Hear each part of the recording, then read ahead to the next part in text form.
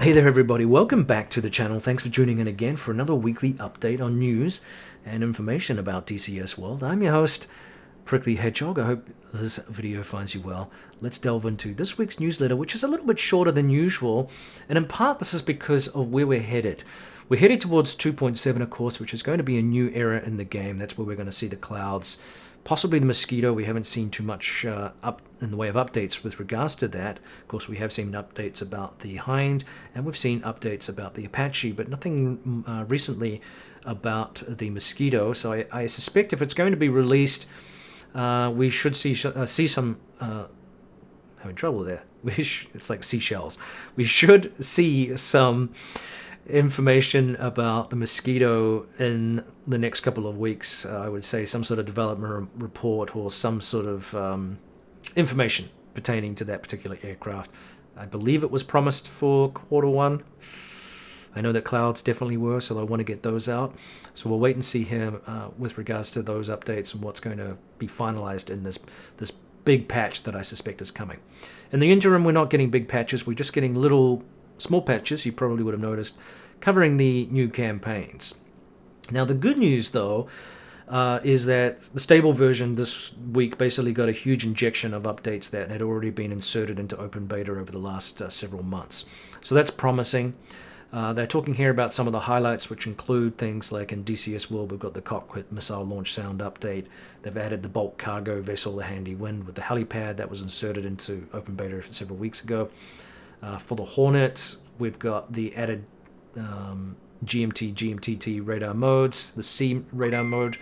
They've added functionality for the ASPJ jammer. Also, they have included now that were released several weeks ago as well, the following campaigns. For the F-18, we've got Operation Pontus. For the F-14A, we've got Zone 5. For the F-5E Tiger II, the Black Sea Resolve 79 campaign, which is showcased in this newsletter. We'll talk about that a little bit more here coming up. We've also got the Sky Warrior campaign for the Harrier and the Red Flag 21-1 campaign for the F-16. And then lastly, we've got another campaign for the F-18, which is the Rising Squall campaign. Now, there is a full change log for all of the updates that have been, as I said, inserted or delivered to the stable version. Now, it's going to be impossible for me to read all of these out, so I will throw in a link, and then you can check out the specific changes if you have an aircraft that you're interested in and where it's received some quirks, updates, what have you. You can check those out there for yourself. The changelog is too large for me to read out. It's well over 100 individual things, so it gets a bit tedious. And also my throat won't make it too. It's already struggling enough. Okay, Rota Island. Now we saw some more updates here with regards to what they're doing on the Marianas Islands map. And Rota Island is another feature that they have been working on. Looks pretty cool from what we can tell here. Now, according to the brief here, it is the smallest of the populated islands and the second southernmost islands of the Marianas Archipelago. I always struggle with that word. Despite the fact that the island had a small Japanese garrison of around about 2,000 men during World War II, the Americans never actually invaded it. Obviously, it wasn't strategically significant enough for them to bother wasting a lot of lives trying to take the island, which it was some pretty bloody conflict, and we discussed this a few weeks ago too. It was, of course, bombed, though, by the U.S. Navy every now and again just to silence the Japanese warning transmissions. Obviously, the B-29 super fortresses were flying by the islands to bomb the Japanese mainland during this time, so there was enough of a nuisance factor where it required some attention, but they did not, as I said, invade the islands, which I was not aware of, actually, but however. Anyway, Sinapalo Village is the biggest settlement on the island, and it also features Rota International Airport. The single runway was built and manned by the Japanese, and then the US Navy bombed it into disuse at the end of World War II. And then in September of 1945, the airfield was renovated and extended to an impressive 5,000 feet to serve as an emergency landing strip. So some of the features are going to include the Wedding Cake Mountain, Mount Tinnable. They've gone to a lot of trouble to recreate that. The Song Song Village on the island has a population of less than 1,000 inhabitants, and that's where you'll find this Wedding Cake Mountain. The layered rocks and capes have been recreated in detail to include natural dips of volcanic rock structures and the gentle sloping forms of the limestone plateau in the north part of the island. So it's going to be some interesting features there. It's going to be fun to fly over this map and get lost in the Pacific. But again, it's nice to have an additional map and another area to fly in. It'll be fun too with the clouds as well. That's going to make some interesting challenges, which we've seen discussed previously. I think we're all looking forward to the game and the work that Eagle Dynamics has been doing over the last few months. And of course, most of this month, they'll be busy getting us ready for 2.7, which I'm excited about. As mentioned, they discussed here the Black Sea Resolve campaign. This is by Sorrel Row. As I said, it features the F5E Tiger. And it's set in 1979, March of 1979. And you're going to be flying as part of an F5E squadron. And it is a fictional story campaign where you'll be using both your air-to-air and air-to-ground skills. We've got 25 story-driven missions, so quite a decent number there. 300 voiceovers and late 1970s units are set in it. It's a full-scale conflict that will progress throughout the campaign. You've got a variety of missions, including CAP, CAS, and Rescue CAP, Iron Hand missions. You'll also see detailed briefings, kneeboard files, and supporting documentation, which is all very cool. Some of these new campaigns that have come out over the last few weeks they're really, really professionally well done. They look really cool and they've been pretty immersive. So I don't own the Tiger, so I can't really comment on how this stacks up as a series of missions. If you do and you own the campaign, let me know what you think of it. So a lot of people are looking for more campaigns while we wait, of course, for the ultimate, the dynamic campaign, which is in the works, but a long way off just yet. Hopefully it's going to be one of the features that we'll see in the next year and a bit. So stay tuned, of course.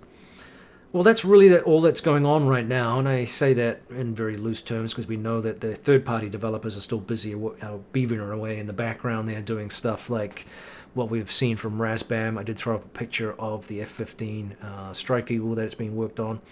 No comment from Razbam whatsoever on the release date for this aircraft, and I'm not picking fights. I'm just saying that they're tight-lipped. It will be ready when it's ready. Razbam are pretty clear about that kind of stuff, so I apologize if you were wanting more from the manufacturer, if you like, but they're tight-lipped, and hopefully we'll see something soon that gives us a little bit more of a hint as to where that aircraft is at and how close it is to being released. Razbam have indicated in the past that we saw that with the Tactical Pascal video, that where Eagle Dynamics makes changes that are significant, the third-party developers then have to make their own adjustments to their modules to bring them up to spec, which is why we have these change logs and fixes for a lot of aircraft when major updates occur. So all we can do is hope for the best and keep some cash handy for when a very popular module is going to be released. Don't spend all your money on frivolous things, because if you want an Eagle coming up, then make sure you've got the cash on handy so you don't miss out. I wonder if maybe we could have a little competition here to see who's right, but I'm gonna say fall on the Eagle. I'm going to say fall of 2021. This thing is going to be available for purchase. I could be completely wrong, but let me know what you think. I just have a feeling, and I don't have any inside knowledge. I just have a feeling. Let me know what you think.